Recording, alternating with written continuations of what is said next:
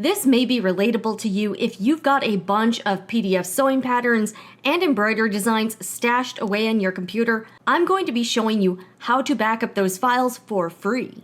Welcome to the Sewing Report. I'm Jen. This channel is all about making sewing fun and approachable. So I've amassed quite a stash of PDF sewing patterns. This is a very popular way of purchasing patterns from indie sewing pattern designers. Digital is the way to go. You can get them instantly, and there are probably thousands of options online, so it's very easy to do. Plus, it just gives you a lot of different choices. So that's one reason I am a fan of PDF sewing patterns. I have quite a few. I mostly stick to patterns like bags or small items, not so much for clothes, but I have a lot of them. Another thing I do have quite a collection of is embroidery designs. I purchased these from all over the place, from different websites to Etsy. Just with the digital world opening up to us, the entire internet is a marketplace. But one thing that can be a bit overwhelming with this is you start downloading all of these files. I don't know about you, but I keep them in some folders on my desktop, and it can be a little bit hard to organize.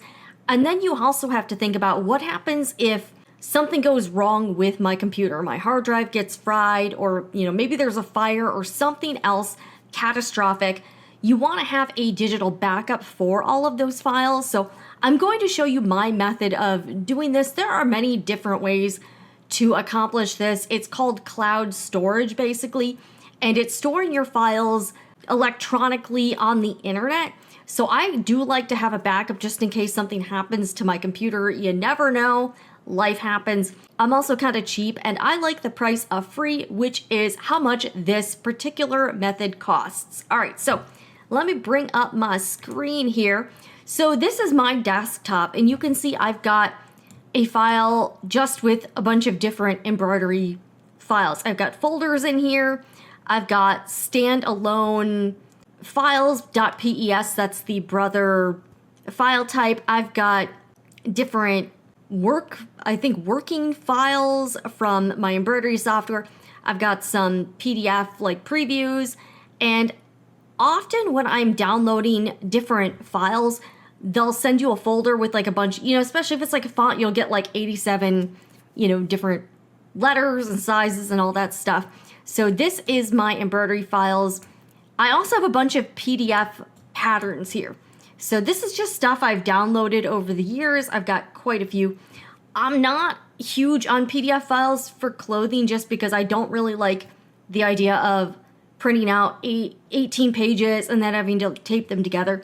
So I tend to buy PDF patterns for smaller items, but I still do have quite a few. And we're paying for a lot of these patterns and designs. They cost money, and you want to make sure that you keep them secure. So in case something happens to them, I like to have a digital backup. So I again, there are a lot of different ways, there are different options.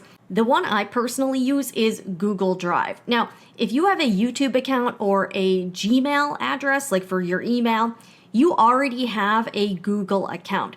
Google is the parent company of YouTube. So you can just use that same login information, and you actually have access to a Google Drive, and it is free. So here is the Google Drive website. So it says easy and secure access to your content, store, share, and collaborate on files and folders from your mobile device, tablet, or computer. So once you upload files or other types of things, folders, to the Google Drive, you can access it anywhere. You can access it on another computer. You can access it on your phone. There is an app for that. You can access it on an iPad. So you have different options, and this is stored via a cloud. Now, so here is Google Drive. Okay, here's some more information, and I will link to some resources down below in the description box if you want to learn more. You can also share files with different people. Again, if you are, it is usually against the terms of sale to share share patterns with other people, so don't do that, but you can. Google Drive does give you the ability to share things with other users, and one benefit of this is that you get 15 gigabytes of storage per user per account. So if you do have multiple accounts, you get 15 gigabytes per account. So again, that's one way. They do have some paid versions. If you need more than 15 gigabytes, you can upgrade. I do have one Google account that I do pay for more storage, but here's the thing. Most of you are absolutely not going to need the upgraded paid version. 15 gigabytes is a lot of storage space. Now that does include all of your emails under that account. Emails don't really take up that much space. And if you want to really make sure that you're not going over 15 gigabytes total. Now that, yes, that is for the entire account. So that includes emails, that includes everything you have in your Google Drive. You can just make sure to regularly clean out your emails. So delete emails that you don't need, and then make sure to empty the trash can. And that should keep your email storage fairly light. The file sizes for embroidery designs and for sewing patterns is very small. Unless you have hundreds of thousands of files, there's probably no way you're going to need more than 15 gigabytes. That's actually quite a bit of storage. Here, and I'll show you how big these files really are. All right, so here's a PDF pattern. So if I right click on this and go to properties, you'll see it's only 913 kilobytes, which is tiny for file sizes. The only file sizes that tend to be really huge are video files.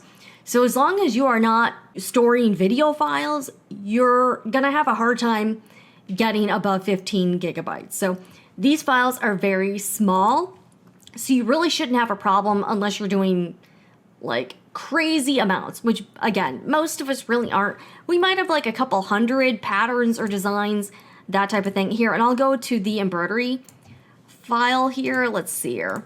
So here are a couple embroidery designs. So if I right click on this one and go to properties, it'll tell you the file size. All right, size and disk, it's about 4 kilobytes. That's also tiny. That's like a nano fraction of what a gigabyte is. So these files are very small. So I use Google Drive. It is free up to 15 gigabytes. That's a lot of storage. And if you do already have so the Google One is the subscription plan. That's the paid one. I do have that. I only had one account, and that's because I'm using it to store video files and larger things. But for most people, you're just not going to need more than that. So the free option should be more than sufficient for 99.9% of you watching this. So I use Google Drive. It is free. So that is what I'm using here. All right, so we're gonna go to my Google Drive, and I'll just show you some basic stuff here. I do find the user interface to be fairly user-friendly. I'm sure there are also many tutorials on how to use Google products and how to use Google Drive. This is not gonna be like an all-out tutorial, but I'm sure those resources are out here. I've got my drive organized by folders. I've got ebooks, embroidery files. This is from QuiltCon 2016 phone pics. And then I've got just phone pics. So I will click on my embroidery file folder. All right, so you can see what I've got here. I actually probably need to like update this because I don't have all of my stuff in here. The preview stuff, this Anna.bx, that's like a font I have stored there. These PDFs, these are like supplementary resources I got, like educational stuff I got back in the craftsy days. All right, let's see, I think this is let's look at the details here. I think this is just a .pes file, pretty sure. Now you won't get previews for embroidery files because typically Google can't really read those files, so you won't get like a picture of what the design is. You're gonna have to go by name. All right, but that's honestly not that big of a deal. This is free. So, all right, so I've got my embroidery files here.